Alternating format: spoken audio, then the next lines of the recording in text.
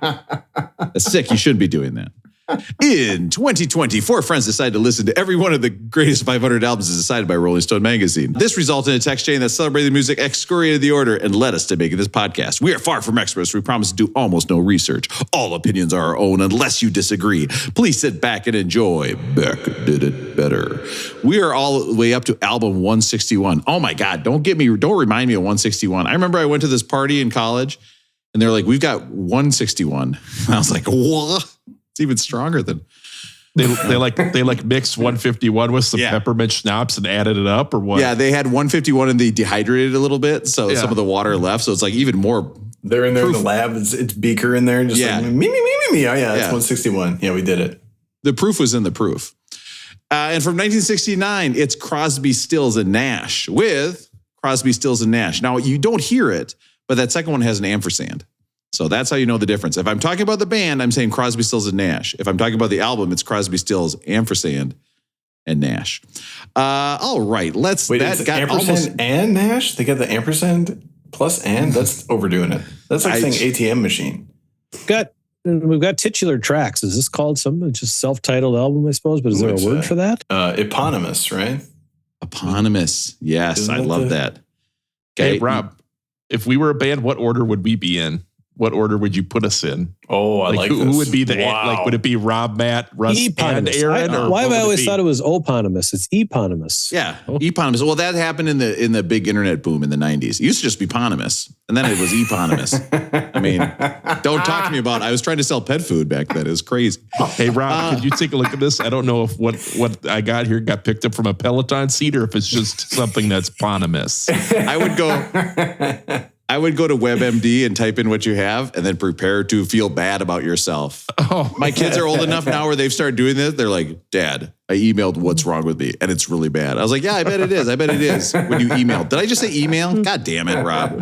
You suck as a host. So the answer is that it would be Rob and the okay, you guys would be the kind of my backup singers. Rob and the shit, I used my last name. I can't do that either. You have to bleep that out. Amateur hour. Oh. Just beep out. Rob like, and the It's like I don't want to be one of your.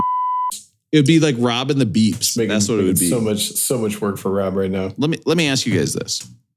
Can you guys synchronize dance in the background? Like if I was saying something funny, could you guys do like the I can do that. Temptations? I can be a pip, no doubt. Yeah. As long as I had like a towel to wipe off the sweat.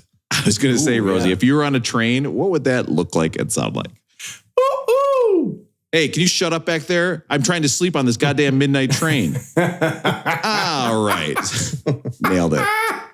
Not editing that one out. That's a good one.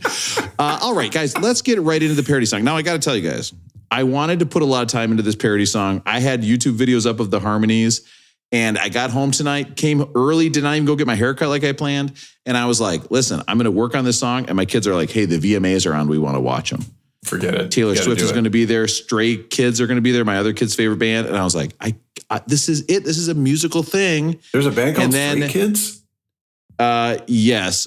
Yes. It's a K-pop. It's a K-pop band. You'll never get there, Aaron. You'll never get there. You could work your whole life. Trust me, as a guy who listens to quite a bit of Korean music, you work your whole life. You will never get to a place where you're like, yes, this is normal to me. But I'm going to say this.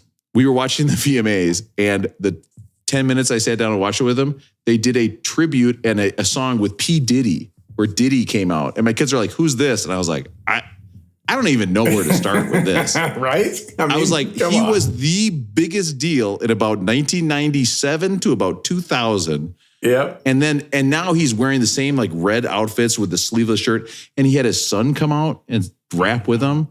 I was like, is his son like our age? If not older. He looked like he was old as hell. And they're both singing about like women and stuff. And I was like, would you want to be in a rap group with your dad? Where you're like, shot caller, I'm a baller. Hey, son, I'm a shot caller. Hey, I'm a shot caller too. You know what I mean? Like, I do want to remind everybody real quick. LMFAO is a guy and his uncle, which will never not make me laugh. What? Red Foo. Yeah, it's a guy and his uncle. So just pick an uncle. Any uncle. Just pick any uncle. You're now in a musical group with them and you are like millionaires and you have to go around and do concerts with your uncle. It's crazy. It's so good. Anyway, I was going to work on. My uncle doesn't even let us acknowledge him on this podcast anymore. I don't think he wants to be in a music group with me. Every day I'm shuffling. Boop, boop, boop, boop, boop, boop. And your uncle and you were like, it'd be so good. It would be so good. Listen, this song is too short. Okay. I'm not going to lie. I don't want no short, man. But you know what? I've never once gotten a complaint about the parody songs.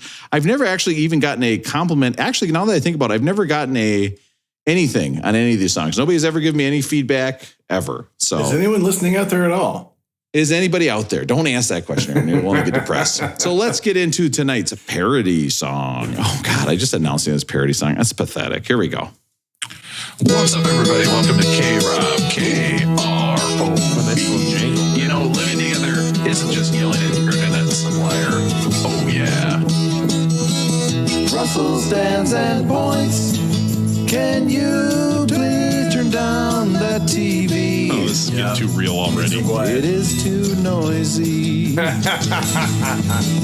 He puts on his shirt, and she notices that it is inside out. And she says nothing. This is what it is like living with someone. It's not always fun. When you want, there we go. That's it. I had a whole nother verse about how much better it is than dating pregnant women, but it didn't flow as well. And like a little bit about Kierkegaard and some other stuff. I may have been told by the landlord today who does listen to this podcast that I might not be telling the full side of the story, even when I am relaying this person's questions to you. I never would have guessed that. Yeah. No. I've always thought of you as a fair arbiter. I don't think maybe the landlord could guest host. In fact, maybe the landlord could come on in Russ's stead sometime. We could have. I've got a better idea. 802-277 back. I will play anything that is posted to that voicemail. Okay, I will play absolutely anything. So please call in, leave a message. And speaking of the voicemail, let's get into our voicemail. Wait, who's on this podcast? This is 2 weeks in a row. Right? Who are these guys? 2 weeks in a row. Who the hell am I on here with? And seamlessly coming from the parody song where I do not, and a no edit podcast, not going to edit tonight. I've got 4 guys here who want to talk about 3 guys. Okay. Oh. Crosby, Stills, and Nash. I've got Russell in Minneapolis. Russell, how are you doing? I'm all thrown off. Rob, if you see me, wait, one more time. Hit me up again. All right. In Minneapolis, I've got Russell. Russell, how are you doing today? Rob, if you smile at me, I will understand, because what we did that night in Vegas is something everybody does in the same language. I've got Matt in Minneapolis. Matt, how are you doing tonight? Good, Rob. You thrill me to the marrow. Let's talk about Crosby, Stills, and Nash. You know, I was trying to find, what are the lyrics where they're talking about what it's like being in the office on the phone? Did you guys, I listened to that and I was like, oh, this is too real. Can I just tell you guys real quick before I get to Aaron? I have a job now and I have a duty now where I had 2 separate people compliment me. Please that booty. I have a duty please that to booty. please. Listen, am I an oral sex robot and I love to eat box a lot? Yeah, that's true. Okay. Come on. What, a robot, it wouldn't even make sense. Can you imagine? See, that's the thing. Women don't need to have sex dolls. Can you imagine if women had sex dolls? Or was like a full guy and be like, okay, get on top and kind of thrust awkwardly with your hips like that? You don't, it doesn't exist. Would the Walgreens version look a lot like me?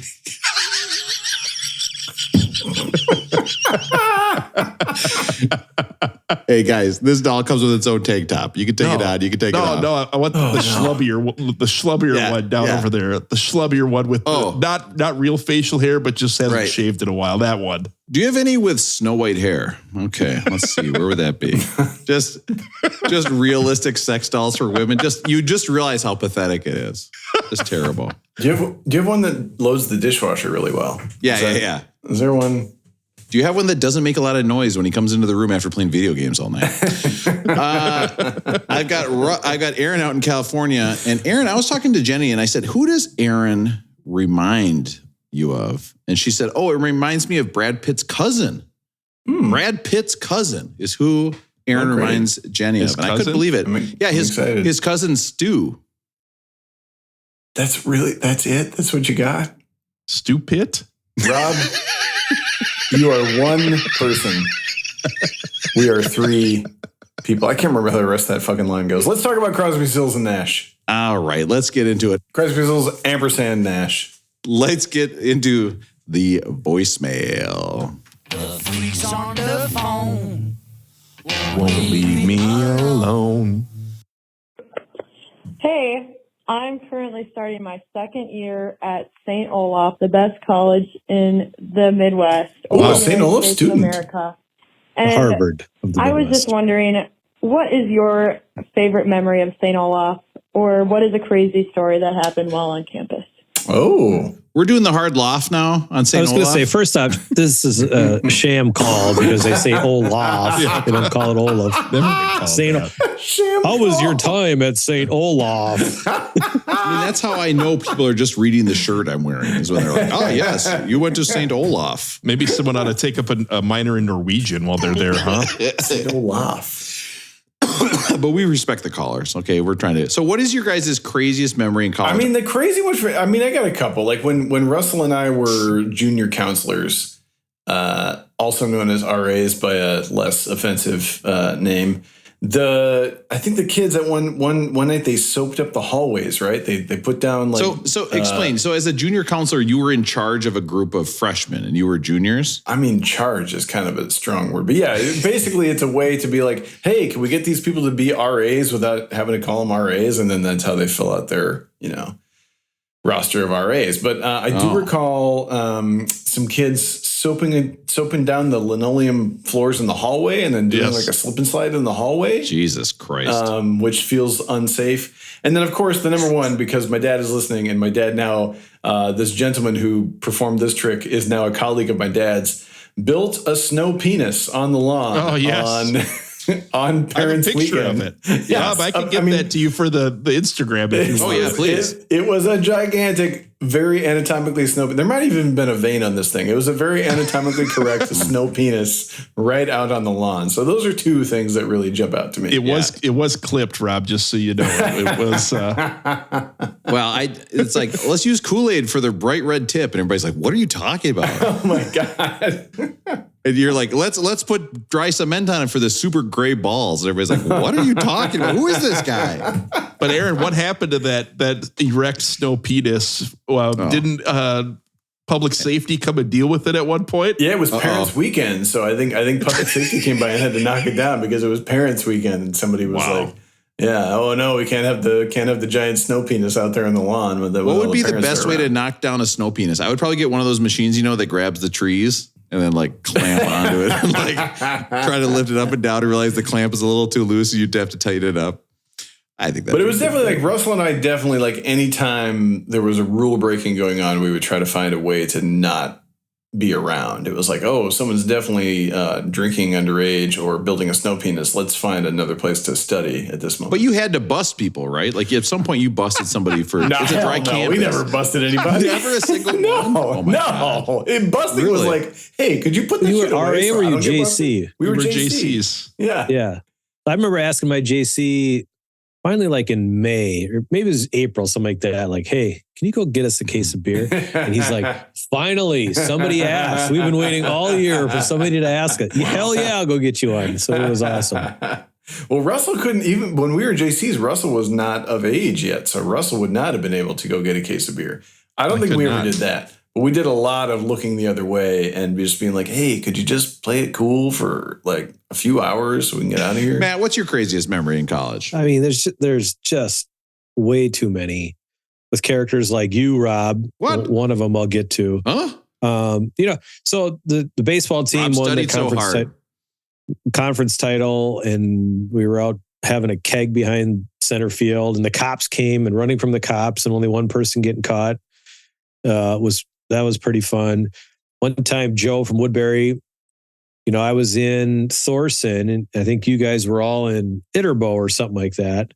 Somehow, whatever the thing was, and And he somehow snuck into like this pump house where there was this hose. And so he called people over. I can give you a picture of that one too. Hey, come on over. We're hanging out over at Interbo or something. All right, sounds good. So I walk over and you walk right by this pump house and he knew it. And he just starts spraying it with the hose. Oh and it is the funniest thing ever. I mean, there's just, can you imagine? There's too many to not name. Can you imagine right now as an adult if you got sprayed with a hose? Like how mad you'd be just for, you'd be like, well, now this is going to be my first thought. This is how fucking sad my life is. My first thought would be like, more laundry. Now I got to do more laundry. Like, just lame. Rob is lame now. I would think send this person to the Hague, right, Rob? Absolutely. I would be calling the cops. I would be the one. I'd be like, and there's a keg down at center field. I'm trying to get sleep here. These guys are being so loud. What's up, man? My favorite though, and I think we've done, maybe this is the third time we've said it, but it never gets new old. Listeners. We got so many more listeners now. So we better many. say it again.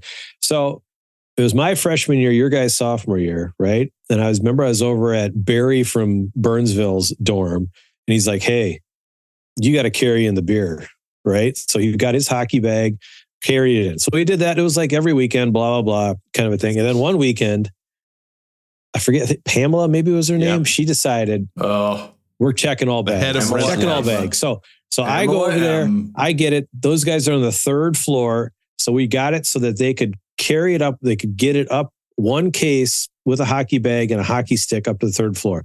We're set there. But all of a sudden, one smart guy in that dorm decides he's going to fuck with Pamela. Right. And so somebody. It was Brad Pitt's cousin, wasn't it? It was Brad. The story is that Rob loads up his bag with as much porn as he can find in the dorm. And it was, I have to tell you, this is a large hockey bag. And it was a lot of porn in there. I don't know where it came from, but it was just like nasty stuff too. And so Rob's walking in, and Pamela's going to check, and he goes, "Oh no, don't do it." I said, please. "I wouldn't do it." I said, "Please," and I made it look really like I was really struggling with the bag. I was like, hey, Rob, you need to open the bag. I am begging you. I am begging you. Do not open up this bag. She's like, I have to open up the bag. I was like, listen, I want to be real with you right now. I'm just saying, don't open the bag. So she opens the bag, instantly sees Naughty Squirt 7 or whatever right on the top. We put a DVD on top. I'll never forget that of like, hey, Ultimate better throw a Squirt DVD 6 on there too. And she goes, she closes it. And then I remember I walked to somebody's room and then I was like, well, I should have just turned around and walked out. Right. But instead I like walked to somebody's room and then sat there with a bag full of porno, me and some freshman. And I watched him play CSGO on his computer, this like shooting game. And then I was like, well, see you later. And so I took my bag of porn and just walked back. Like the funniest part is me just walking out and be like, hey, remember me? The guy with the bag full of porn? I was just in that guy's room for about 20 minutes. I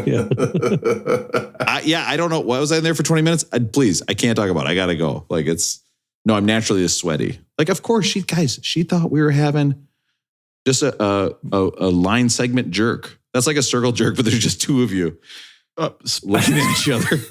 It is true though. So college is great, right? Because everybody, if you go, you're picking a school for the most part. You're picking a school, so you like it. So usually it's kind of everybody kind of comes together. At least they've got something in common, right? They want to go to small school, blah. Yeah.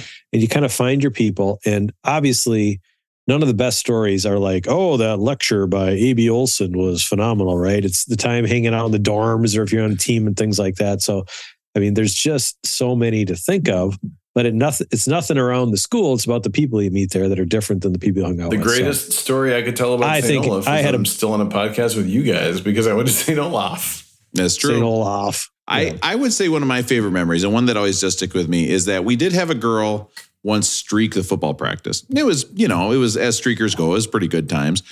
Then the next year, this same woman came back. I should say woman, I guess. It came back. Well, at this point, I have to say woman, because at this point she had breast augmentation surgery. So this was like an incredible before and after journey. Like, right, it was, and this time we were outside. So instead of like sprinting through an area, this person was on a bike going around a 400-meter track. Now, this bike, I'm telling you right now, this was not, what's the bike racing with the guys with the big legs, Aaron? They're on the Tour de France. No. With the big legs, like track racing. Track racing, yeah. This was not track racing. This was a leisurely, Daisy, give my answer to would you like to see? Well, no, never mind.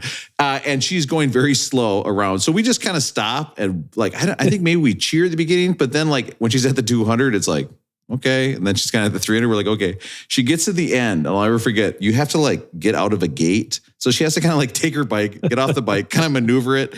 Meanwhile, the hockey team is coming in. So she's like going past the hockey team nude with a bike. Yeah, those kinds of things, those didn't happen in the music building.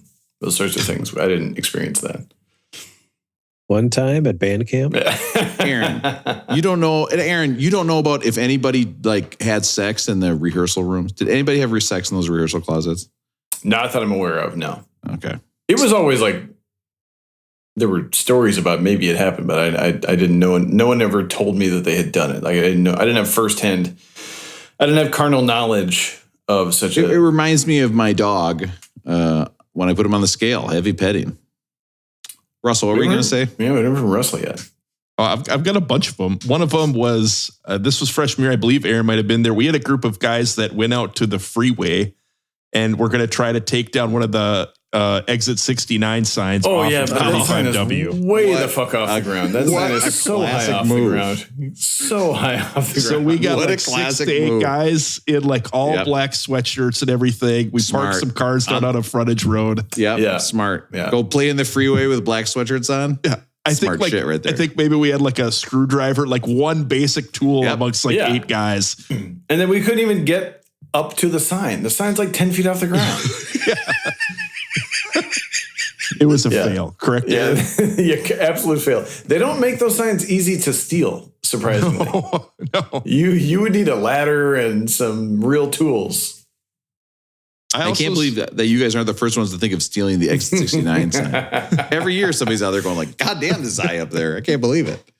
We might probably also the first ones. I don't know. Maybe Matt, you were a coach down there. Maybe you had access to this at one point, but there are tunnels at St. Olaf that you don't have access to, but they're underneath all the dorms and the buildings. We did the thing where we took the key one time, opened the door, and did like the walk through all the tunnels at night when you're definitely like, you're not supposed to be in there, but we went down to the by the pool and everything. You guys ever do that? Yeah, you did that with Gerber. I was not around for that, but definitely Gerber was involved in that.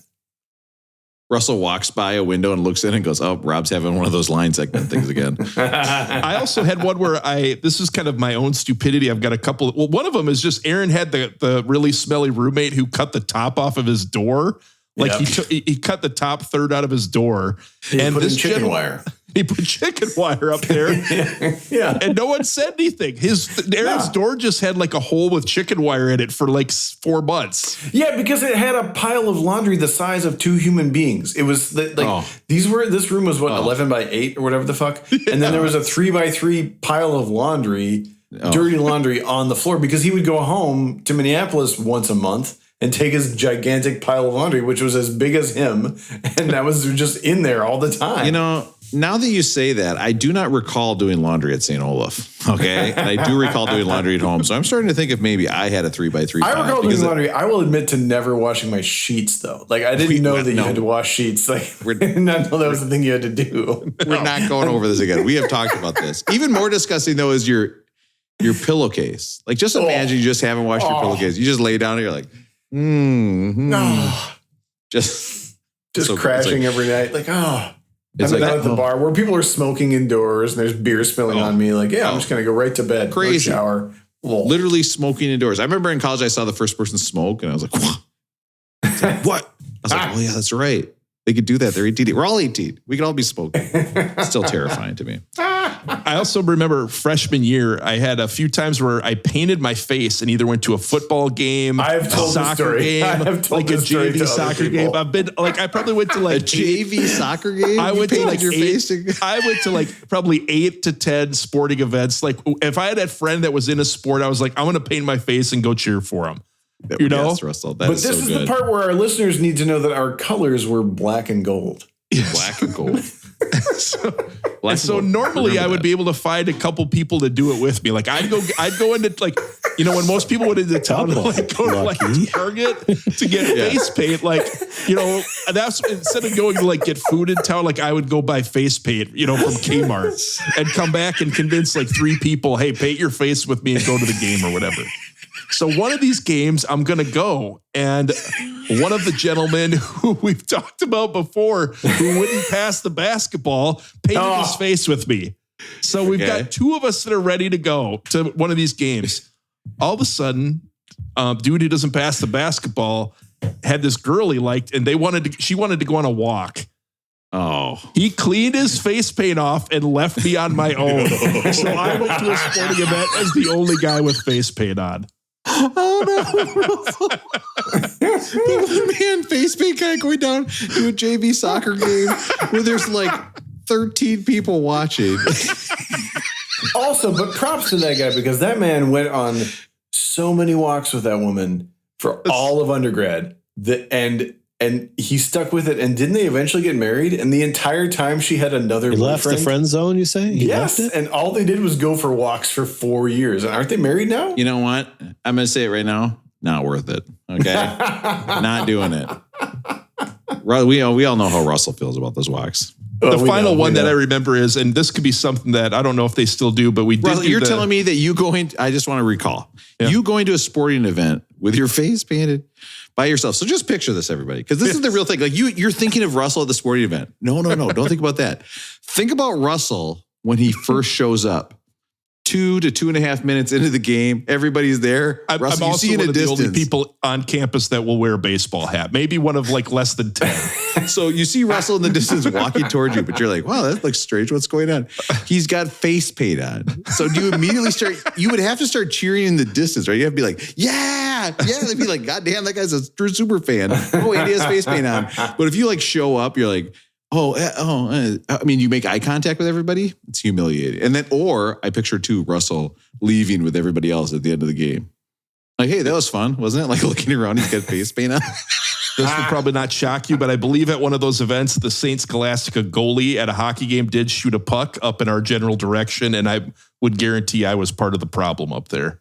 and now if somebody said, let's do this now, you'd be like, oh, man, I think I could do it. Let me check. I got schedule. Like one weekend a year where I could go do that. Like just, okay. Although Russell is wearing face paint right now. So that one weekend will be in Las Vegas, January 19th. There you go. Matt's fully not listening anymore. Matt went to sleep. I got the email from Matt. I got the text though. Here's the dates for Vegas. And I was like, hell yeah. Getting pumped again. Just totally destroyed. I want you to go back and listen to our Pink Floyd episode. We are destroyed. We are closer to Las Vegas next year than we are Las Vegas last year, right? That is that's so great. Go back and listen to what we're about to do to our bodies. And we are thrilled to go do it again.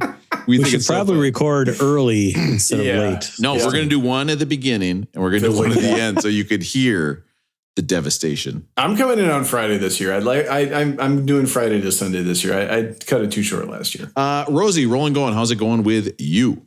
It's as usual. It's up and down. I gotta say, it's like a yo-yo championship. No, all your ups and downs be in bed. Yeah, I like that. Now I had this discussion with Anna earlier today because I said this and then she said that it's recency bias, but this is the best stone fruit season of my life. You guys, the stone fruit this year has just been. Hey, Russell, what was your best stone fruit season? Back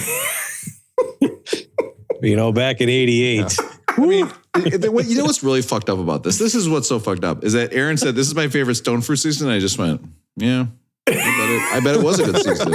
I knew what he was talking about. I didn't think it was weird. That's what's wrong with us is that it has warped my brain where Aaron can talk about stone fruit season and it's normal to me. It should never be normal to me. We know each other too well. Yeah, I've been going as many Tuesdays as I can. I run up to Berkeley and I go straight to the Peach Jamboree stand. I don't mess around with Kashiwasi Farms or Frog Hollow or any of those. Blossom Bluff, none of them. They're not the same as the Peach Jamboree. And so, get the fuck out of here, okay? Peaches, more like leeches, because you suck. And I'm going to edit out that pause that I had, that long pause. That's gone. It's going to sound like I came up with that. This week was the last week. So pour out a little liquor for the best stone fruit season of my life. But one of the things that enables me to make these peach runs on a Tuesday afternoon at 2 p.m. is that my work cell phone always works. And my work cell phone went out today. I don't know what's going on. I was calling IT frantically, trying to figure out how I could get my work cell phone to work. Something happened where my work cell phone was in SOS mode. I was very concerned that I was not going to be able to make it to the farmer's market. This was a stressful situation.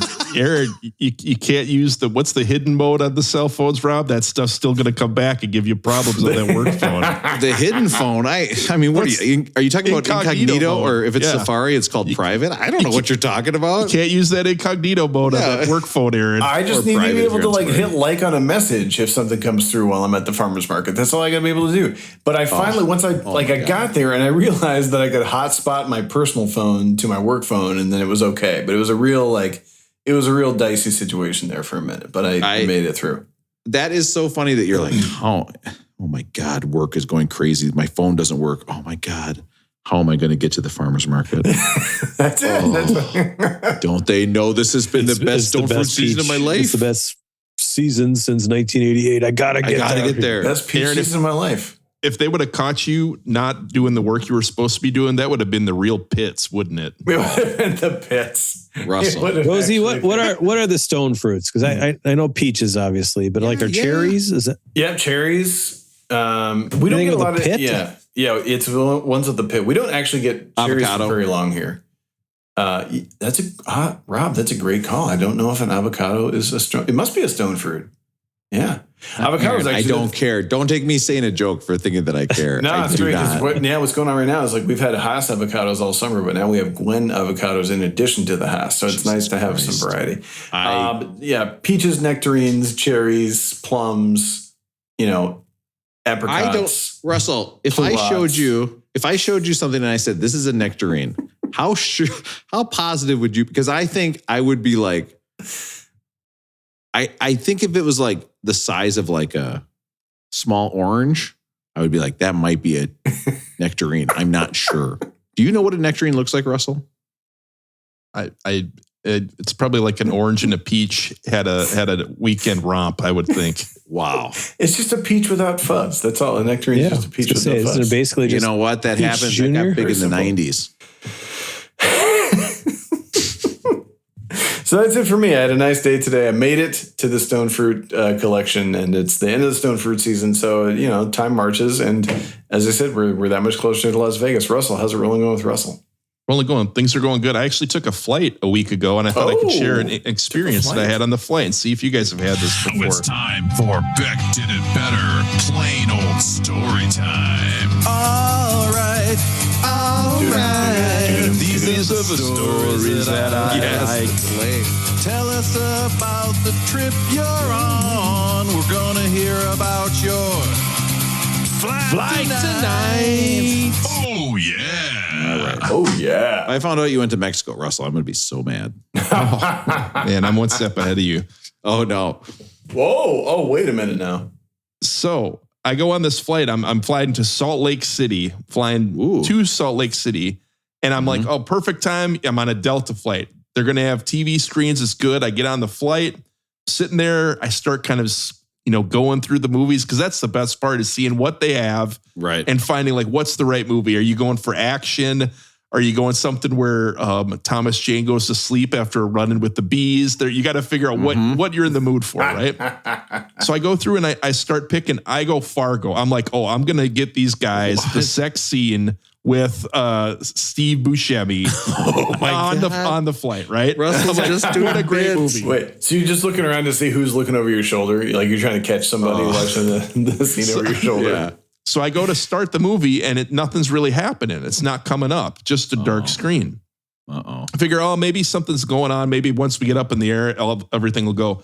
Keep trying to start movie, not working. No. Try starting a few other movies, nothing's working.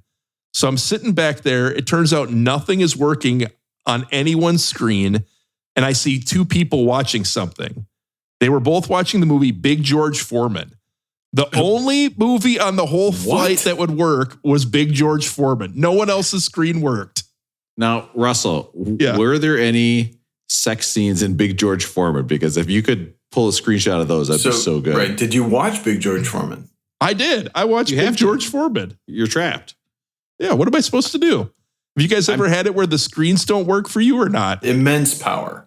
Oh, when I get on a plane, there was once where it was a couple planes in a row. I would sit in the middle and everyone's TV would work. The girls on either side, my kids, their TV would work. Mine wouldn't.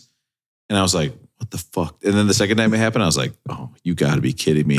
But I sat next to somebody on a flight once who said something to the attendant, and they said, oh, well, if you lodge a complaint with Delta, you get miles for it. They'll give you bonus miles. And I was like, there you go. I was like, oh, I'll never do that. That's a great idea. I will never do that in my life. I can promise you right now, I will not pick up a phone. Oh, how many miles do I get? 500? I don't even know what that means. Okay. I don't have time for this. I will complain about it and then I will not think about it for the rest of my life unless I have a podcast where we talk about planes more than most. Who plays George Foreman in that movie? Is it like a biopic? Yeah. I don't know who plays him though. I mean, George Foreman, like one of the great character arcs in American sports. This man was an absolute murderer. Everyone was terrified of him. He was so scary. And then lost to Ali. You know, that was a down point in his career, obviously, after Zaire. Comes back, eventually becomes this lovable, like we only knew him as the lovable grill guy, right? The super friendly guy. Like this guy, like all of America was scared of him in 1974. Right. He's so fucking powerful. And then what happens after the grill? He becomes the fucking heavyweight champion again. He literally becomes the heavyweight champion again, like dad mode. I remember seeing that. I was like, well, this guy looks very old. Totally. He just helped all of us with that kind of body look, right? Right. I think don't all guys though, don't they all think like, you know, I could have been a pro athlete if I just would have been a little more serious about it. You know what I mean? Like just a little bit more practice. I think everybody would be like, I bet if I just found the right sport for me, I could have done it. Yeah. I think everybody thinks that like, oh, I fucked around too much. Making too many small penises. The other thing I was going to share this information. I don't know if we've ever talked about this before. Do you guys know who was originally going to be the spokesperson for the Foreman Grill? No. You don't know who's going to be the spokesman, brother? Hulk Hogan Hulk Hogan was originally going to be the Hulk Hogan Grill. That would be crazy because if it was named the Foreman Grill and Hulk Hogan was selling it, that wouldn't make any sense whatsoever. Also, though, the thing is too is that it would be tough because Hulk Hogan would try to show you how to make a hot dog when his skin already looks exactly like a hot dog. It'd be confusing because it'd be like a green screen. He'd be holding a hot dog. It would just blend in with him. He's like, he's got 6 fingers. Oh, it would look just like it. Oh, some doll hair fell in a hot dog. Oh, wait, no, that's Hulk Hogan. Oh, like, what is this guy? Oh, by the way, he's like the biggest wrestler, most like masculine thing ever. And if you actually look at him, almost nothing on him is normal whatsoever. Like if you saw a guy that looked like that on the train, you would go into another car. Sorry. So one of the other things, once I got back from my flight with the no TV screen, you know, I took your guys' advice. You guys were saying I'm being too harsh. I'm telling the landlord here that they got to turn their TV off when I come back. So tonight, I tried watching whatever the landlord had on. I was like, okay, I'll watch what you have on. You guys want to guess what I watched tonight? Walking Dead? I'm going to say, was it The Bachelor? The Bachelor. The old 90 Day Bachelor? Fiance. Dance Moms. A music theme show. It was The Masked Singer. I watched The Masked Singer for the first time ever tonight. Do you guys ever watch that? I have never watched that, Russell. Is Blake Shelton on that? My kids got into it for a little bit, yeah. The hosts are, let's see if you guys, I believe it's Nicole Scherzinger. She used to be in the Pussycat Dolls. Is that right? What? Yep. Mm-hmm. Yep. The guy she's on American Idol too.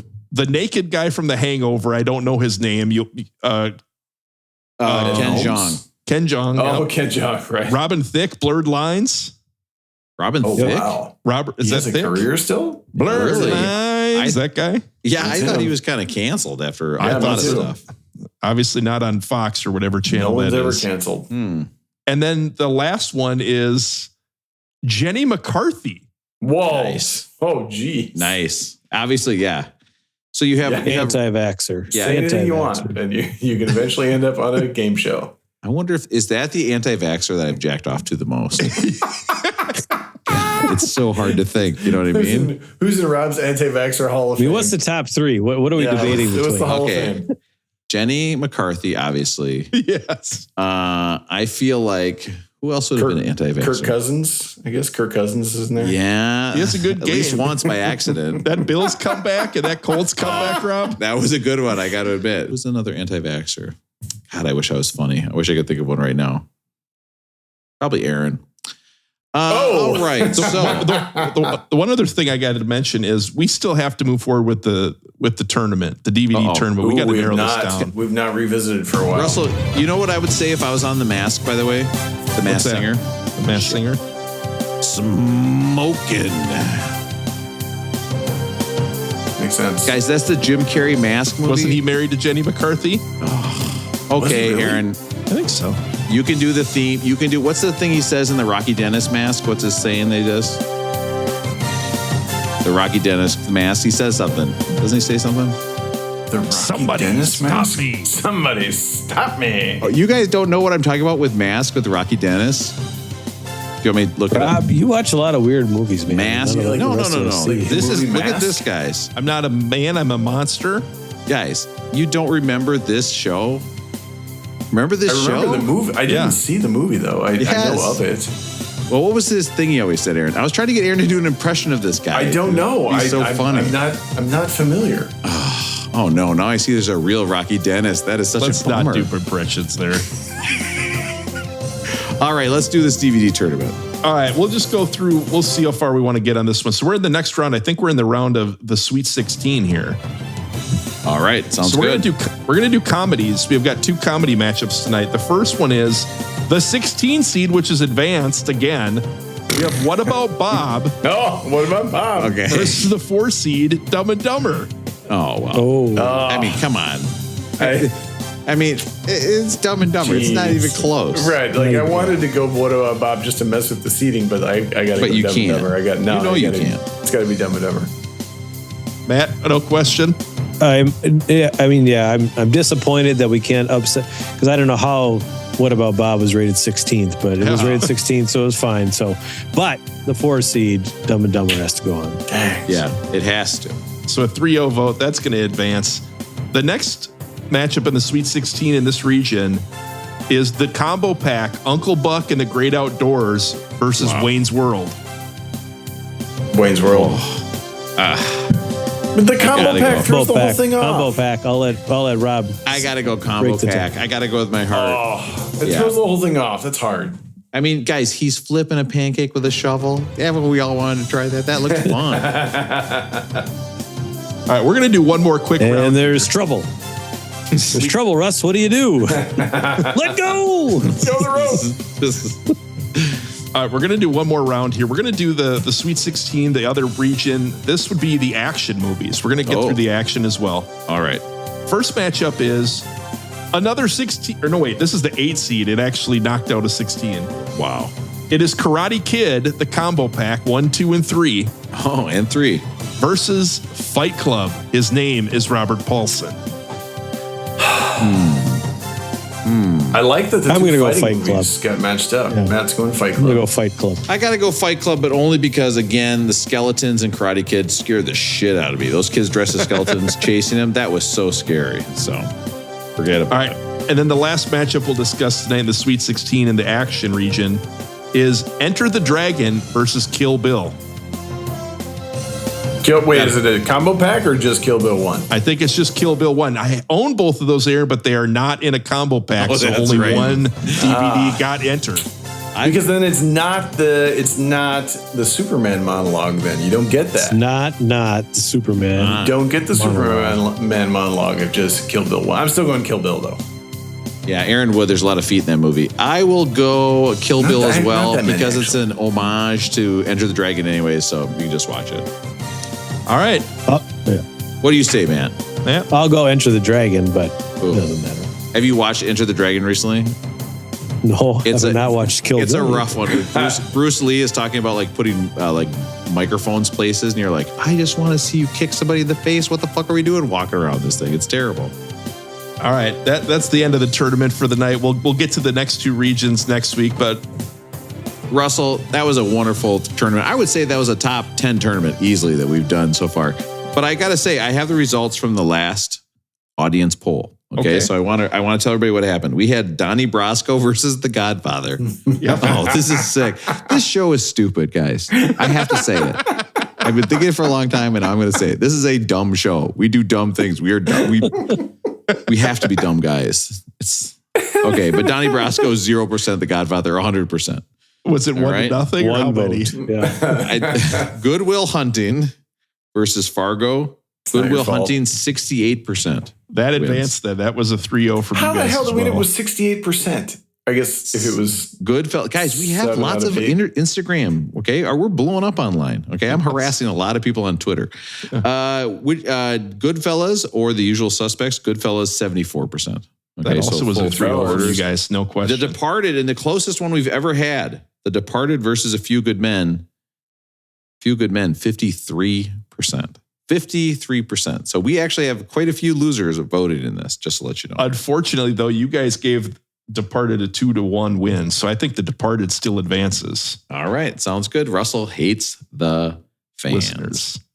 Matt Rolling, how's it going with you? I guess there are more listeners good. than fans.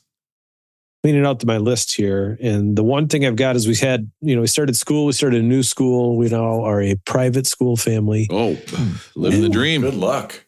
They have like these parent night things, right? Where you go and people from the school talk and everything. And it's always the worst, but you got to do it. You got to whatever and stuff. But I have found that these can be very, very beneficial if you just play your cards right.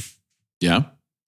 And how you're doing it. So what you do is you need to bring a little notepad, and you have two categories. Well, three really. You have two categories. You have the parents that ask way too many questions. Yeah. You write all their names down because you don't want to be friends with them. Gunners. The gunners? Is that what you call them? Anyone whose hand always goes up, you call them a gunner. The gunner. Yeah. The gunners. We'll stay away from them. And then there just happened to be a guy who had a littler kid there with him, and the kid was crying a little bit, right? Yep. And so everybody's been there. We all have kids here, right? Everybody's been there. They've been through this. Nobody wants to have a crying baby, all this stuff. There was at least two moms that had the most disgusted look on their face that this guy was staying in there with it. So again, you just be observant. You're not listening to what's going on with the program. Yeah. You just have to look at your surroundings. I like it. You can quickly figure out which of the parents you don't want to ever hang out with. So I like it. That was my rolling going. Rob, you work at a private school. Yeah. Yeah. It's hey, can I just tell you, if I can think of a song for those parent nights, it would be, please don't go. Please don't go. Nobody needs to go. Let's just all agree. Hey, guess what? Parents and teachers, we don't need to meet. There's no reason to. Okay. We both are dealing with the same kid. All right. That's the way it is. No reason to interact. Everything's going to be fine. Well, leave the teachers alone. You could always unionize, and then you wouldn't have to do those sorts of things. Oh, yeah, that would be great. Except for I'm getting paid quite a bit right now. Okay. I'm actually making quite a bit more money. Trust me, I feel super guilty not being in a union when I'm teaching. It racks me with guilt, believe it or not. If they unionized, Rob would also keep his job if they found out about this podcast, right? That's what I'm talking about. Yeah, then we're all protected. Yeah. Hey, we should start a union. Yeah, that'd be great. That'd be great. Hey, one of the rules should be like, if we have a secret podcast and maybe we talk about jacking off on it a lot. Like, I think that should be fine. And they're like, what? Who said that? That's a real specific thing to be writing in. Yeah, so who I said want to that? collectively bargain protection for podcast hosts and dirty jokes. Yeah. What's this part here? Weirdly specific, but okay. Yeah, no, that would be a great move on my part. I'd be like, hey guys, you know what? They want to bust people for podcasts. We should go on strike. And they're like, what are you talking about? So that's my rolling going. You can learn a few things. Rob, rolling going. How's it going with you? I'm a hero. Okay, I'm just going to say that right now. I'm a hero. My kid the other day comes up to me before the first day of high school. She's going to a new high school. High school. So it's not like one of these things where the middle school files into the high school. There are all these different high schools. She doesn't know anybody there. She comes up to me and she goes, Dad, I'm going to use my backpack, my old backpack from last year. She's like, the dog peed on it. I washed it, but it still smells a little like dog pee if you do get too close. You got to throw that shit away. And I said, what the fuck are you doing? What? I said, you're going to go to school with a dog pee backpack? She goes, yeah. This is how I know she's my kid. She goes, yeah, I don't think it's a big deal. No. And I was like, you cannot do that. I said, dog piss girl. That's what they're going to call you. I already came up with a nickname. You're dog piss. And you'll be dog piss from now, and you'll be dog piss girl to the 20th reunion. You'll be dog piss girl. You cannot go to high school with a bag that smells like dog piss. And then she comes out with a perfectly good bag and goes, I have this one, but I thought it was a little too small. It's like a gorgeous. Real problem is I don't think people that are not in the know can differentiate between what type of piss it is either, right? No. It just smells like piss, right? She might just be piss girl. Might not even because then dog piss. That would be the thing, is that I'd be in the crowd being like, hey, dog piss girl. And then like the better bully would turn to me and be like, how do you know it's dog piss? You must love dog piss. You're dog piss boy. And I'm like, no, this totally backfired on me. That's the guy who fought for podcast protection in the union. And I heard an episode, he was talking about dog piss. It was after a super short intro song. I love the songs. I've just never got a chance to tell him, and I probably should. Okay, because maybe he's thinking it's not worth the time. Less episodes, more pay. It's time for nobody's favorite part of the Less show. episodes, more pay. Oh, yeah. Listen, we are talking about some music podcast, Rosie. Oh, hey, let's talk about some music. That's what I'm here for. We're talking about Sidney Crosby, Malkin, and I'm trying to name one other Pittsburgh Penguin that played with Sidney Crosby. Yarmir. He had to be there at the time.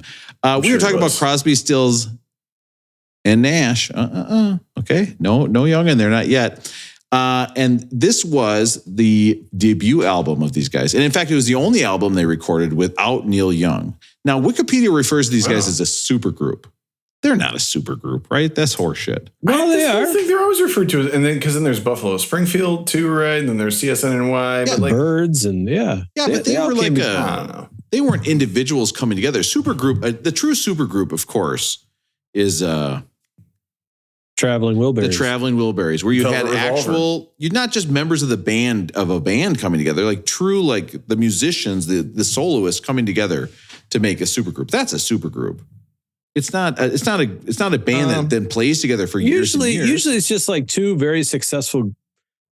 It's not even individuals, because you've got like Audio Slave, right? Who's the other? What was Guns N' Roses? Velvet Revolver with Scott Weiland. Velvet Revolver. You've got some of these super. I would still consider them super groups. I read a newspaper review once that their concert sucked.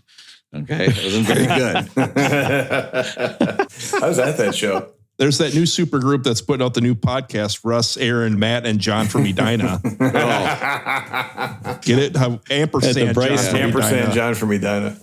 This is the only, they kind of got big by really, this was the movement in, 69? Nice. Where it was like blending together folk and rock instead of like hard, like blues type rock. The main person that we're looking in this is Stills, who's the main guy. He's playing the guitar on a lot of these. He wrote a lot of these songs. He plays the bass. He plays the organ. He plays lead guitar in every song. And then you've got David Crosby, who's got a lot of the social commentary stuff. And you've got Graham Nash, who's able to make some of these melodies that sound so good. And basically, these guys came out at Woodstock at 3 a.m. They came out at 3 a.m. and they played Sweet Judy Blue Eyes, second time in public. That's crazy. This is the second time they ever played that in public, was at Woodstock. That's the hardest thing about listening to these guys is we cannot understand the time. We can't understand. We can't put ourselves in that place. No matter how hard we try, no matter how many times you watch the Woodstock DVD, you can't understand what it was to be on the post Summer of Love. I don't know if this is post Altamont or not, but they're keeping the Summer of Love thing going, but also talking about what's going on in the world. We can't understand how that time was for people who were hearing this. Well, unless, now wait a minute. Did you guys see that? There's a bunch of smoke. There's a shiny object or some rivets. Let's get inside, okay? All four of us, are we all inside? Let's do it.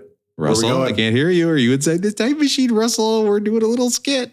What are we doing? Oh my God, we're doing a skit, machine. Russell. You're in a time machine. There's smoke and rivets? I was just talking about that. There's smoke and rivets. We go back. We open the door. Sorry, Matt. I don't know how you stay up with this. Come out. Matt somehow gets away with this. And we see there's a guy and he's holding "War is Bad." A "War is Bad" sign. He's got a "War is Bad" sign. He's holding it. And I say, "Sir, what year is it?"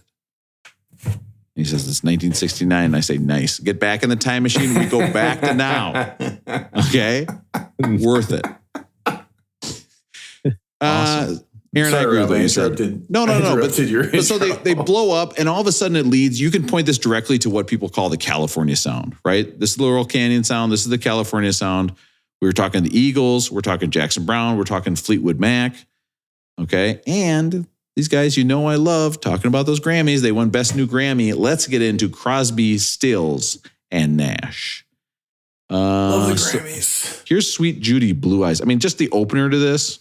This song it's everything. It's so good. It sounds so much like Joni Mitchell, too.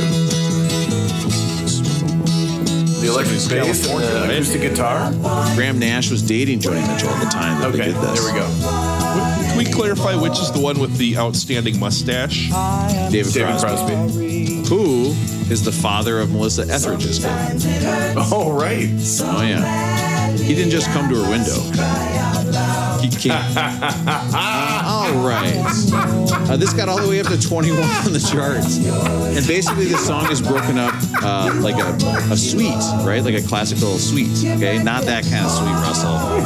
It's the classical suite, okay? If you listen to the second part of the suite, they slowed down to half time, so they kind of listen. Here. This album is mixed so well. I love the hard pans left and right. The bass is so nice. So nice. And that's more Graham Nash. It's definitely a more exciting experience with super nice headphones, Rob. I don't know if you were wearing your $600 ones with this one, but the back and forth, the nice headphones is great. I gotta tell you, those headphones, the day I had to wash them the other day, like I literally had to take off the things and wash them. Because they smelled like dog piss? Because when I took off... Dog piss headphones guy? How would Russ know what dog piss smells like? That guy loves dog piss. Russ hasn't had a dog his entire life. Just the ultimate comeback. I took it off my head and I go, ooh, that smells. And then I walk around for a while with my headphones like on the counter and I go, wait a minute, it still smells. And I'm like, I'm turning my nose quick because it's on my ears, of course. I have to turn my nose. I'm like, oh, wait a minute. That smell is me. I was like, I cannot be smelly from my headphones at 43. Like if you worked with a guy who had smelly ears, smelly headphones, you're talking about that on your podcast, right? You have to be. Hey, don't tell the guys at work, but I got a podcast. Hey, don't you think we should all be able to have a podcast? Okay, let's rise up. The third part is a part I didn't take notes on, so let's listen to it. But this is just the first part again. It's just a bridge from the first part. I mean, the sweet concept kind of falls apart to me here. Don't be mad. And then finally, it's so just Aaron, a long song. Aaron disagreeing with me, my knowledge that I obviously have not copied and pasted. It's good knowledge. It's called sweet. I get it. I kind of. Aaron knows I copy and pasted it because there's a semicolon in one of my notes. He's like, wait a minute. Rob doesn't know what the fuck a semicolon's for. Here's the final stanza. He made it confusing and fast just so people wouldn't be able to understand what he's doing. Oh, but he also wrote no words. He was just like, let's just have some fun. The voices sound so good. I got to tell you guys, I texted you, so I know you guys have already watched this because you definitely need to watch every video I text out, okay? But there is a recording of the demo that Stephen Stills did. This is just Stephen Stills on guitar by himself. One track, one thing. It's unbelievable how much, I thought it was like tons of guitars. It's just him.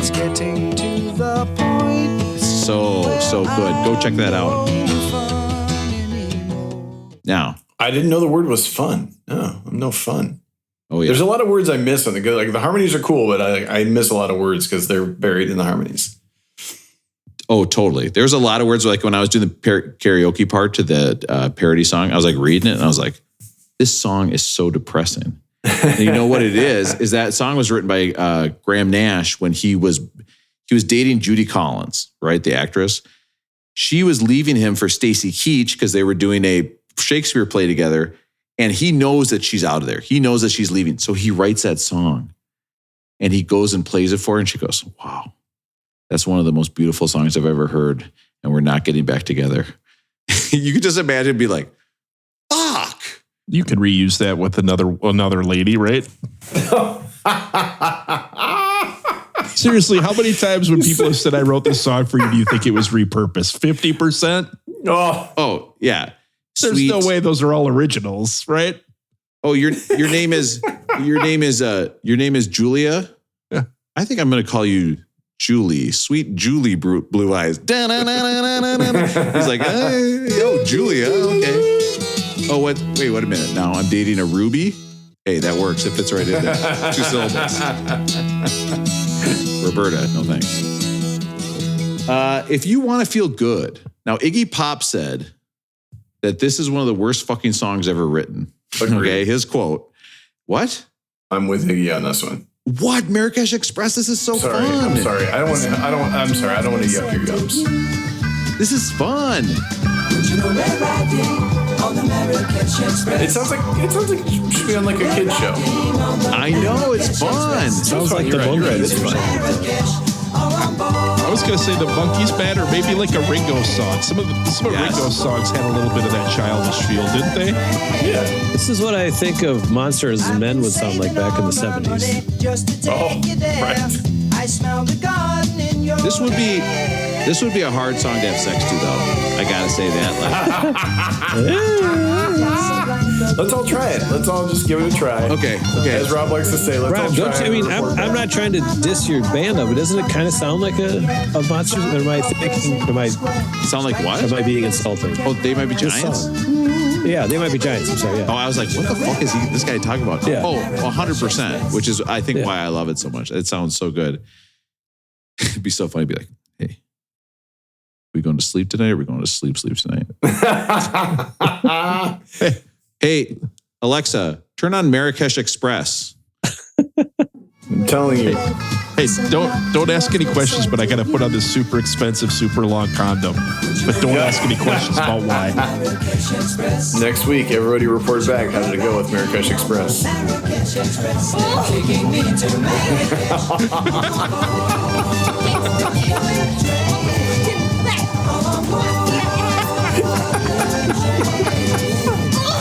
East Coast meets West Coast. Wow. Am I Danger Mouse? Doing mashups? Something to think about. This podcast is very dumb. First Crosby, Stills, and Nash and Biggie Smalls mashup that there's ever been. First ever. Here's the deal. Okay, guys. Just like, this song, Guinevere, I read the Guinevere Book of World Records. It's probably for those 2 fat guys on the motorcycles. Guys, come on.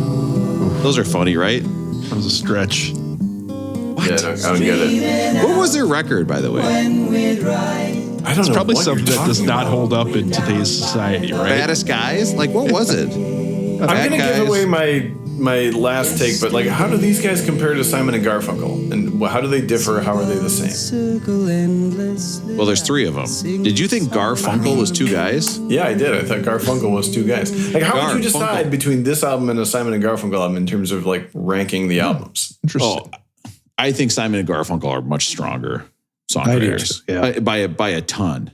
But we haven't heard them yet, right? But I think what you listen to this to is I think a lot of this is the guitar work. I love the guitar work on this album. I think it's so good.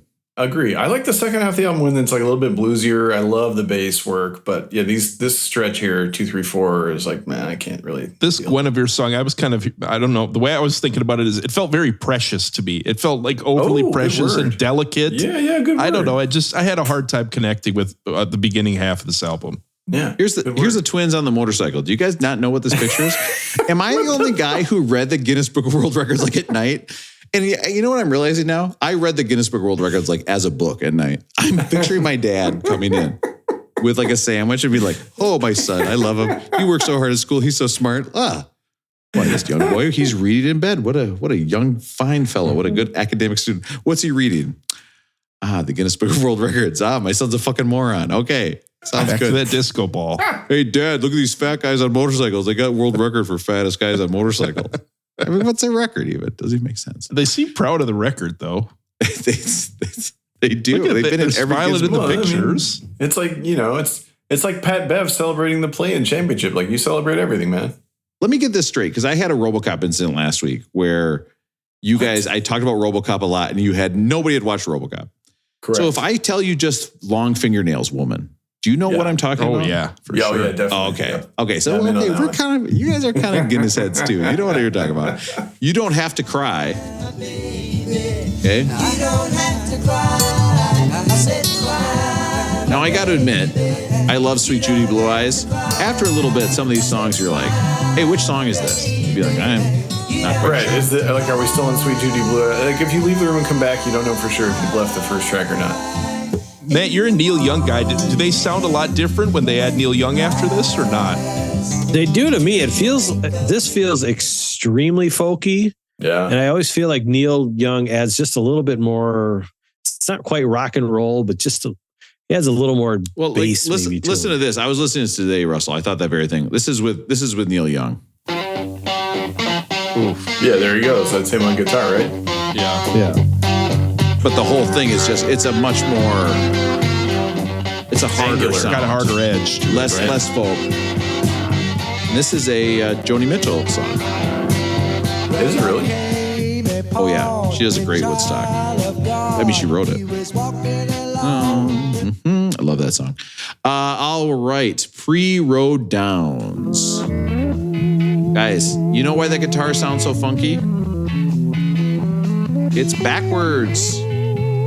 It's a backwards. Backwards. Yeah, they recorded the guitar and they played it backwards. Now, I did not get that fact anywhere, but I know it's true in my head. I know that's a backwards guitar. Guaranteed. I've listened to more backwards music than you guys probably have. Probably. Hey, I don't know where it is. Oh, hold on a sec, Rob. I don't know where it is in that song, but there's some backup singers on this one. Ooh. And it's somebody by the name of Mama Cass. Do you guys know who Mama Cass is? Yeah, from the Mamas and the Papas. Yeah. So Mama Cass is on that track? Is on that track as a backup vocalist. She's an institution in and of herself. You know what? She's a pretty good singer. She's a pretty good singer, but I thought, well, how can we come up with some sort of list about Mama Cass? Because I think she's somebody we haven't talked about. I think she's lived a pretty interesting life. Yeah. And so I'm Googling her, and she died at the age of 32. Oh. And so I started to look up. They didn't even have her at the bar. 27, I was going to right? say that's Russell's next stop. But there is a 32 club as well, and they're very, very tightly connected. And so I thought it's a little bit of a Rob list. It's a very much of a tangent of a list, but I like it. I thought, you know, what the heck? I think this is a pretty good list. Let's do the countdown. Awesome, man. You know, sometimes Matt lists start as one thing, and then as you go, you find there's not much there on the bone, so you have to spread out a little bit. Sometimes that happens with lists too. So I gave you a few clips that you can just keep playing while I talk about this. But the first one we'll have is just Mama Cass. So Cass Elliot, professionally known as Mama Cass and later as Cass Elliot, was an American singer and voice actress. She was a member of the singing group of Mamas and the Papas. After the group broke up, Elliot released 5 solo albums. She did? She was over 300 pounds and was starting to go to Vegas, right? She was going to do a Vegas show, and they wanted her to lose a bunch of weight. So she went on this 6-month crash diet, lost 100 pounds, was like barely able to walk up on the stage, and quickly gained it all back. So it started this huge cycle of drugs and alcohol with her. And she had just finished 2 weeks of a solo concert in London when she decided to celebrate. She went on a 24-hour bender. And so she went to the 31st birthday party of Mick Jagger, and then hung out with somebody named Georgia Brown, and then finally went back to her room and then just didn't wake up. So she was renting a room from guy on this album. Is it Harry Nielsen? Who's the guy who wrote Shucks? Give me the guy from Jefferson Airplane? Man, listen to that voice. And that was her with John Denver on Leaving on a Jet Plane? Oh, yeah. Yep. Yeah. Wow. I didn't know that. And no, I wasn't going to do it, Aaron. You think I'm going to make a John Denver joke there? And especially with the song Leaving on a Jet Plane? Okay. If only he had sung the song Leaving on an Experimental Plane, we would have maybe known that it's not good. Also, I'm not going to do that. Rob I bet our phone book is about to add about 4 or 5 people here after Matt's list. All right, let's go to the next one. So the next member of the 32 Club, we're playing Keith Moon, the drummer from heard The Who for a while. He was an Englishman. He was a drummer in the rock band The Who. Noted for his unique style of playing and his eccentric, often self-destructive behavior. If you watch videos of Keith Moon, he is a nut job. Yeah. And he's awesome at his craft. But he is like certifiably crazy, it looks like, when he's playing the drums. But he, like most, got hooked on drugs and alcohol. And he, find the right story here because it's pretty good. He went back to his flat after hanging out with Paul and Linda McCartney.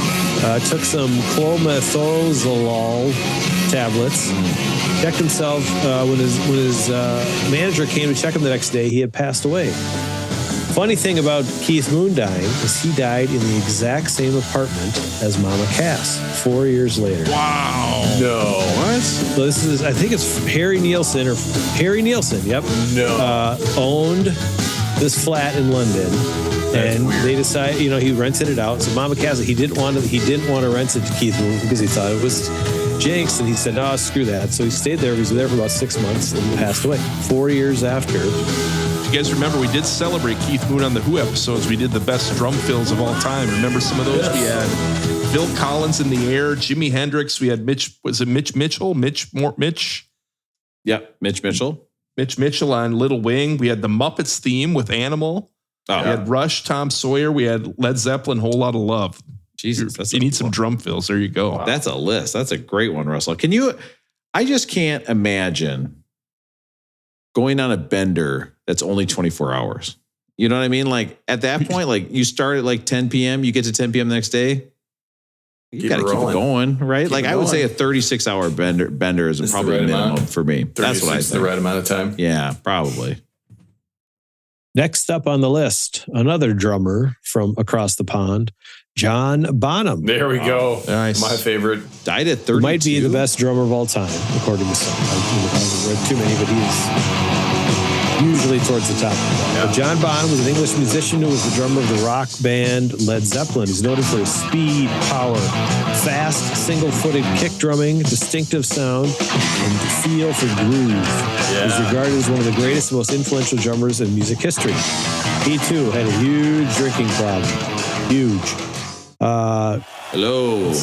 Yeah, I mean, never mind that he lived as long as he did. Like he's somebody who lived longer than you would even expect the way he lives. So Bonham was picked up by his assistant at the end of rehearsal studios for a tour they were about to do in the United States.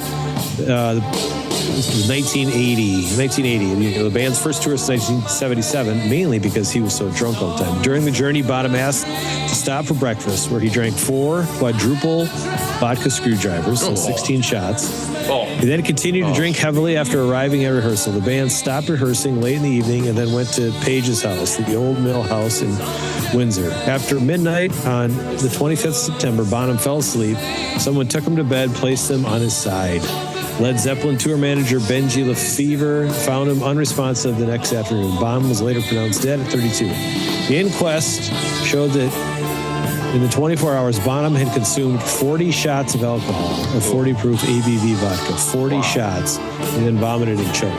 Yeah, the Bacardi 161. I heard that stuff is really strong. 161. I'll tell you what, I don't think I could drink 4 mimosas worth of orange juice right now. Like I would drink a bunch of orange juice, I'd be like, oh my God, I'm on a bender. Need a nap. Oh, this is so bad. Leave me on my side. Give me to bed. The final one on because this is such an uplifting, of course, wonderful top, is maybe some consider the best American drummer of all time, Karen Carpenter, vocalist and drummer from the Carpenters. Yeah. She was an American singer and drummer who formed half of the highly successful duo, the Carpenters, with her older brother, Richard. I mean, the YouTube videos of her drumming and singing at the same time are mind-blowing.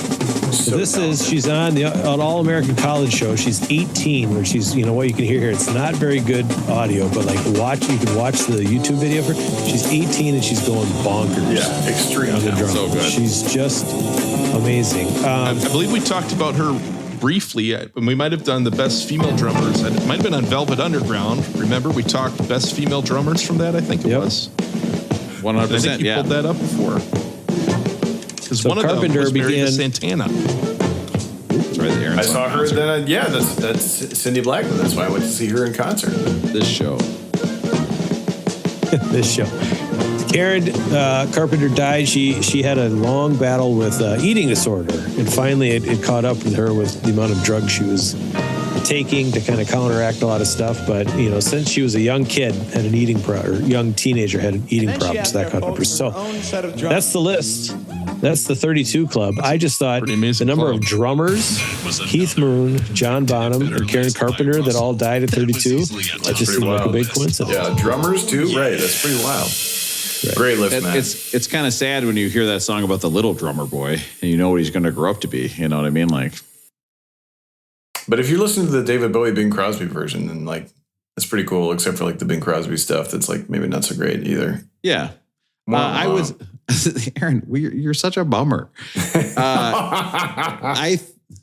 was I going to say? Oh, I think if you knew that little drummer boy was going to end up dying choking on his own vomit, that song takes a whole different meaning. And then to that, I would say, pa-da-rum-pa-pum-pum. There's a better way to word that joke. Ba-ba-da-pub. Ba-da-ba-ba-ba. Not loving it. He's got to stay away from mushing up all those Christmas cookies and eating them like powder, right, Rob? Oh, track 6. Here we go. Wooden Ships. I loved this song. They finally gave writing credit eventually to Paul Kantner of Jefferson Airplane. Feels like we're getting a little more tempo, a little more. I don't know if there's an organ in some of these in the back half. There is. Yeah, it's kind of a little more groovy. Ooh, sounds good. Lady of the Island. No Stephen Stills on this one. This was written by Graham Nash, who was dating Joni Mitchell at the time. You can definitely hear it sounds a little Joni Mitchell-ish. Guys, come on, Rolling Stone. Like I'm sorry, I'm giving away my why does this make you mad, Aaron? It doesn't have direction to me. The songs that are good, and I love the bass work, and as you mentioned, Rob, the guitar work. But some of these songs, I want them to move forward or go somewhere. I think if you took off every song on this that isn't written by Stephen Stills, I think you would like this album a lot more. Is that the difference? Okay, that's a big part of it. Because I don't want to be negative. Helplessly Hoping. Is this in Greece? By the window and wonders at the empty. I was doing a hopelessly devoted joke. Oh boy, this is the wrong foot for that. We've reached rock bottom. These guys know more about RoboCop than they do about Grease. I bet. Do you guys know more about Grease than RoboCop? I bet you do, don't you? Yeah, Have you seen Grease? No, never. Matt.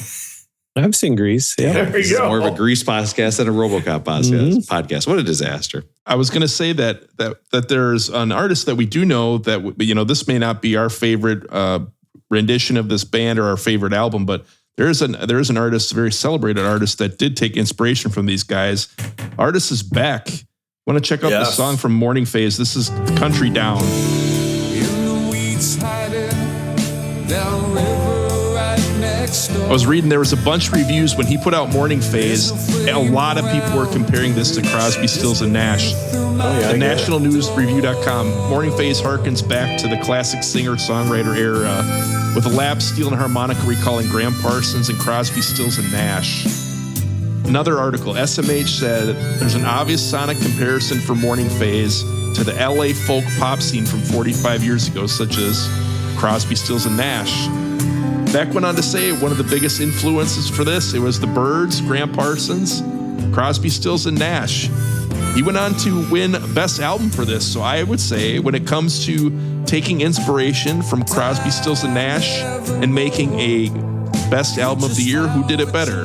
Beck did it better. Yeah, it's so funny because guess where David Crosby had gotten kicked out of Russell right before this? The Byrds. I was going to say the Tunnels at St. Olaf. Oh, what a pull. Melissa Etheridge's bedroom. Long Time Gone. Which one of these guys ended up in Buffalo Springfield? All of them? Most of them? I don't. It's just Neil Young, right? Yeah, Springfield's before this. Okay. Yeah, Buffalo Springfield's before this. So. Yeah. All right. I'm way off. There's something happening here. That's all. Yeah, I keep Aaron was about wrong. That. You didn't let me finish my 49 bye-byes. But so these guys, didn't they just have like a big documentary about them or one of them? Like, we're kind of shitting on them here, but they're clearly pretty important or influential. What are we missing Russell, here? Damn it. I'm not saying you are. I'm just saying it's not like we've been overwhelmed with this album. What are we missing that other people hear? No, I love this album. I think this is a great album. I think it's just a little 60s, right? Like there's just, it's so similar. There's every song is so similar is what it is. Okay. But if you like that noise, like this, I texted you guys, this album is my jam. I love it. And they influenced the whole kind of, they brought in the folk music into rock. I mean, I've got whole Pandora stations devoted to stuff like this.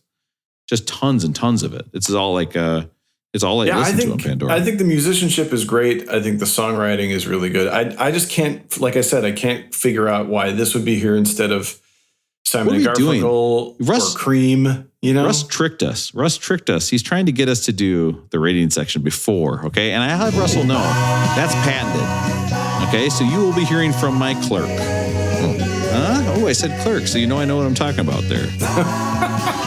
Okay, 49 bye-byes. That's what I'm going to say it every time. 49 bye-byes. How would you say it, Aaron?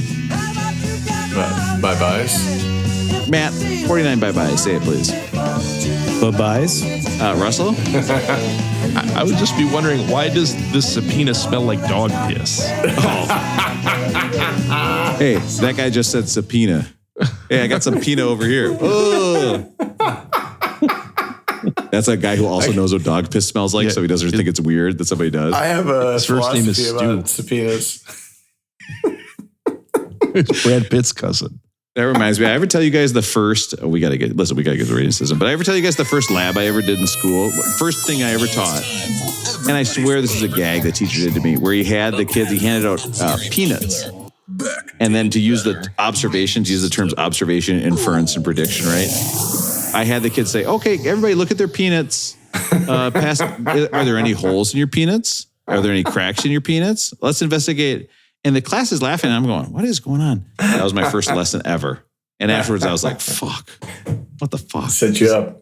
Yeah, it's all dumb, including this podcast. Listen, okay? This is at 161, as referenced earlier, okay? Is this album at 161 a rolling groan? Okay, that means that it shouldn't be up this high, okay? All the songs sound the same. What's going on? It should be lower on the list.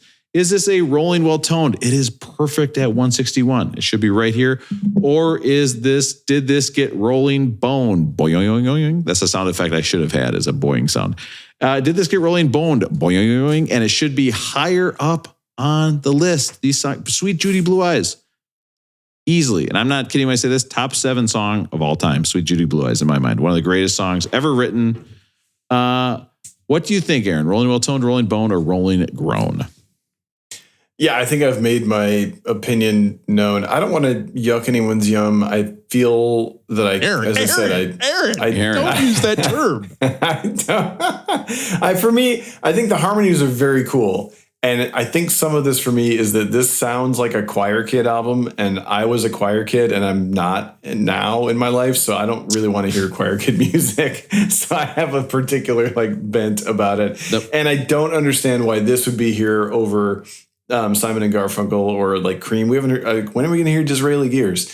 But there are songs I really like. Right.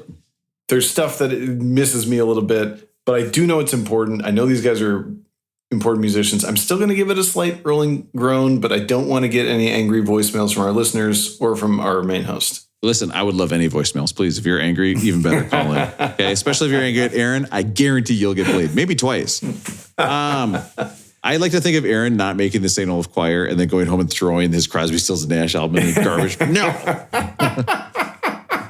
It's too real. It's too real. Fuck that lady's blue eyes. Yeah, I'm listening to Howlin' Wolf now. I'm a Howlin' Wolf. Yeah, oh yes. Matt, rolling well-toned, rolling bone, or rolling groan? Aaron said most of it. I certainly understand where they are in the lexicon of the late 60s and the transition from the bluesy to the folksy rock. This album is just not for me. So it's all personal. It's too fluffy. There's no backbone to it. It's pretty noodly, things like that. I think it's biased because as soon as Neil Young comes in, I'm a huge fan of the Neil, of adding the Young to the Crosby, Stills, Nash and Young. Yes. And so I want that to be the album, and that's just all personal. So personally, I think it's Rolling Grown should be further down the list. I'm a big fan of Crosby, Stills, Nash, ampersand Young. I like being after the ampersand. Honestly, though, shouldn't have been Crosby, Stills, and Nash and Young. I mean, you kind of got to they just added somebody.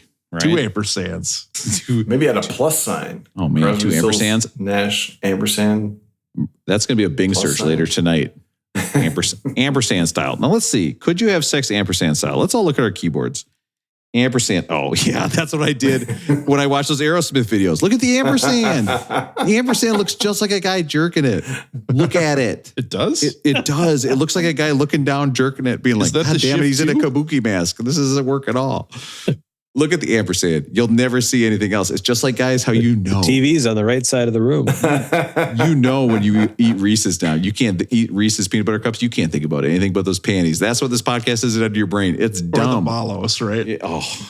Oh yeah. Or if you are fucked up in the head and you eat other stuff that has panties on it, that's not Reese's cups. Russ, Rolling Well Toned, Rolling Bone, or Rolling Grown? What do you think? There's some good songs of this for me. I think I said it earlier. It just felt too delicate, a little too precious to me. I like you're trying to win over a lady, like with these love songs or something. I don't know. It just wasn't for me. It wasn't what I'm going to go back to. And so I would say I'm not going to I'm not going to yum anyone's yuck. I've heard a couple yucks. I'm not going to yum on this one. So I'm going to say it's Rolling Grown, a little too high on the list for me. But I will say I could see putting this on like during brunch or something like that, having it on the background on a Sunday morning in the background. I think it definitely has a place for every music fan out there. Hey, where's our RA? Where's our JC Russ? We just built this big snow penis, and somebody's like, "Oh my God, he's out there yumming our yuck." Listen, unfortunately, you guys are incorrect. Yet, looks like an ampersand. No penis episode. We did it. You're incorrect. Okay, sorry guys. This album gets a rolling harmonization. Oh, this is the most harmonies we've heard in an album yet, and I love it. I like the way it sounds.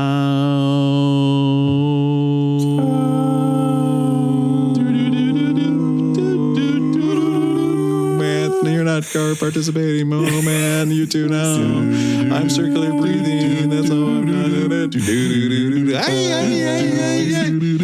Next up, okay, guys, is one of your things you love to do is a podcast about an album you've never fucking heard of in your entire life, and you think it might be a joke? Okay, otherwise known as, I'm sure it's Aaron's favorite album. This is Different Class by Pulp.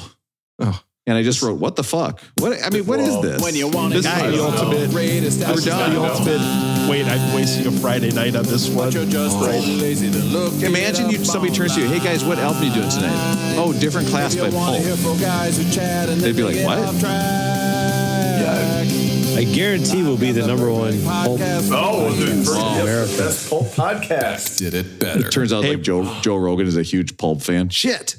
Rob, all this talk about your peanuts and me yumming on your yuck has put a charge into my stone fruits and a thrill in my marrow. Oh boy. He's yumming the marrow? The poet, and he doesn't even know. Yumming the marrow. Hey guys, don't you think our union should also cover people whose subpoenas smell like dog piss? I do. So do I. We shouldn't get fired for smelling like dog piss. Hit it again. Excuse me, Rob. We're going to bring you in because we just found out something that's frankly upsetting. And you're not in a union, so there's not shit you can do about this. Okay? We found out you have a podcast, and recently